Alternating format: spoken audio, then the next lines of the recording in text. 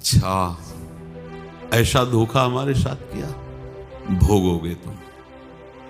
ये जो निकलता है ना भोगोगे, ये अकाट्य होता है। क्योंकि किसी का भी हृदय, मान लो किसी भी जीव जंतु को आप कष्ट दें और उसका हृदय आह भर जाए, तो वो आह वज्र की लीक है, तुम्हें भोगना पड़ेगा। वो आह किसी की ना लेना जिंदगी।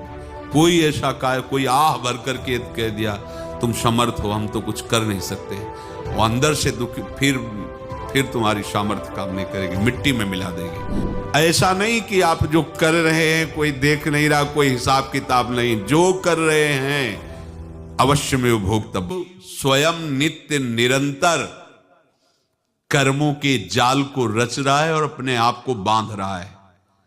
आपको मुक्त होना है, बंधना नहीं है। जीव का जन्म कर्मों के अनुबंध से होता है, कर्मों के बंधन से होता है, और उसको अपना ऋण चुकाना होता है। कर्मानुबंध ये बहुत सूक्ष्म विषय है। जैसे आप जिस परिवार में जन्म लिए हैं, तो उस परिवार के लोगों से आपका ऋण है, इसलिए उसी परिवार में आप आए हैं। और ऋणानुबंध, उसको बिना चुकाए या बिना वसूल किए आप वहां से जाएंगे नहीं। आपको लेना है तो वसूल करना है, और देना है तो चुकाना है। ये पूर्व के जन्मों से निश्चित किया गया है। जैसे किसी के यहां पुत्र हुआ, जन्म से ही पैसा खर्चा शुरू हुआ, जो बड़ा हुआ तो उद्दंडता के द्वारा मार पूरे परिवार को क्लेश पर क्लेश देता चला जा रहा है। ये तुम्हारे कर्म का फल है। या ऐसे शक्तिहीन बुद्धिहीन ऐसे पागल पूरे जीवन सेवा करो, तुमसे अपना हिसाब चुकाने के लिए वो आया है। अब परिवार के जो सदस्य जुड़े आके, मतलब पत्नी आते ही पूरी हृदय में आनंद, परिवार में आनंद, और जीवन भर वो आनंद ही सुख देने के लिए उसका जन्म हुआ। वो अपना ऋणानुबंध मुक्त, और आते ही भयंकर क्लेश खड़ा कर दिया, बीच में दीवार और झगड़ा वैसा, फिर अतरे दिन मारपीट शुरू, कलह अशांति, पूरा जीवन नरक हिसाब करने आए। यहां ऋण चुकाए बिना कोई जा नहीं सकता, ऋण चुकाना पड़ेगा। किसी का ऋण वसूल करना है तो किसी को ऋण चुकाना है, दोनों काम करने होते हैं। अनेक जन्मों में अनेक लोगों के साथ हमने जो बर्ताव किए हैं, अच्छे या बुरे, वो होंगे। अब किसी आदमी को हम जानते नहीं, अचानक मिला, अचानक टक्कर लगा और मार पीट गाली गुप्ता सब कर दिया, चुपचाप सह लो। क्यों? ये आपका हिसाब है, पूर्व का हिसाब। हमारा उससे कोई द्वेष नहीं, कोई संकल्प नहीं। अचानक घटना घटी और हमसे द्वेष करने लगा, हमें पीटने लगा, हमें गालियां दे, ये हिसाब है, चुपचाप सह जाओ। अपने घर का भाई ही भारी दुश्मन बन गया और क्लेश दे, हिसाब है। एक प्रभुदत्त ब्रह्मचारी जी की वाणी में पढ़ा था, एक महात्मा जी भ्रमण करते थे, तो उस समय असरफियां चलती थी, मोहरे असरफियां, तो उनको भेंट में देते लोग। तो या तो ठाकुर सेवा में लगे तत्काल, या संत सेवा में तत्काल लगे, उसका संग्रह करके डोलना ये ठीक नहीं है। बैरागी के लिए सिद्धांत में ये ठीक नहीं है।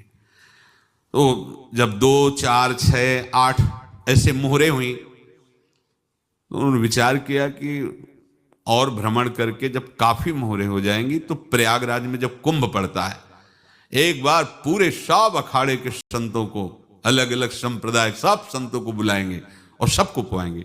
अब साधु है तो यही विचार करेगा, और क्या विचार करेगा।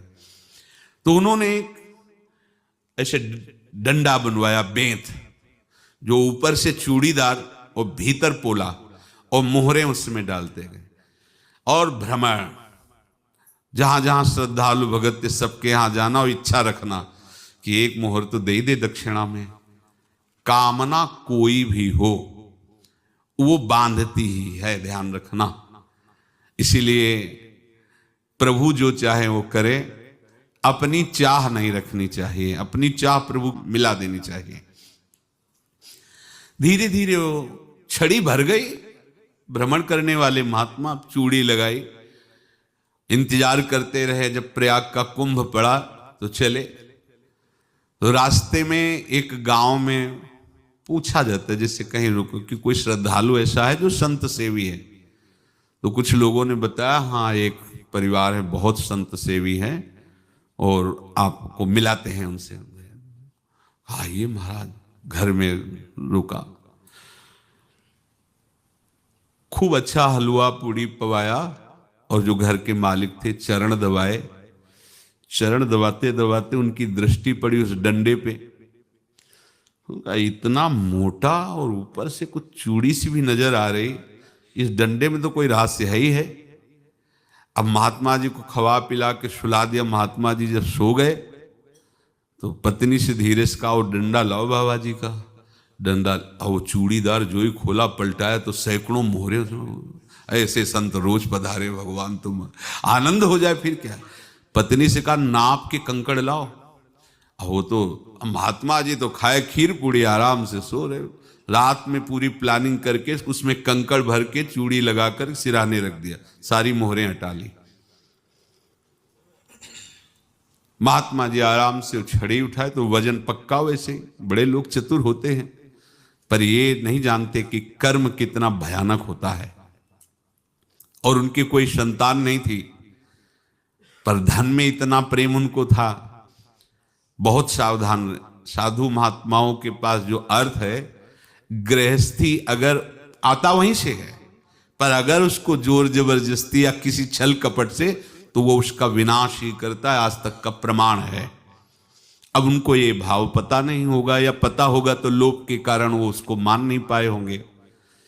महात्मा जी गए प्रयाग में, किसी अखाड़े पर रुके और वहां प्रार्थना की कि कल जो है संपूर्ण अखाड़ों का निमंत्रण किया जाए और सब संतों को भोग पवाया जाए और उनको दक्षिणा भी दी जाए। महंत ने सोचा कि बहुत बड़ा है तो उत्सव है, क्योंकि प्रयाग में कितने हजारों संत महात्मा सब। तो उनका महाराज बोरों इसमें चीनी और टीनों घी लगेगा, सब व्यवस्था। बोले आप मंगाइए, एक एक हिसाब हम करेंगे, हमारे पास सब व्यवस्था है। बोले कुछ तो पहले दे दो, वो इकट्ठे देंगे हम। उनको था कि अगर हम छड़ी खोला और दो चार मोहरे दी, किसी को पता लग गया तो गड़बड़ हो सकती। बोले हम भंडारे के समय आखिरी में सब कुछ आपको दे देंगे। ठीक है। वो अपने पास से पैसे लगाकर खूब जितना सामग्री सब लाए लाखों की और सब संतों को निमंत्रण कर दिया। संत जन निमंत्रित हो गए, भंडारा बन रहा है। तब वहां के महंत है और उनका देखो भंडारा भी बन रहा है, संतों को निमंत्रण।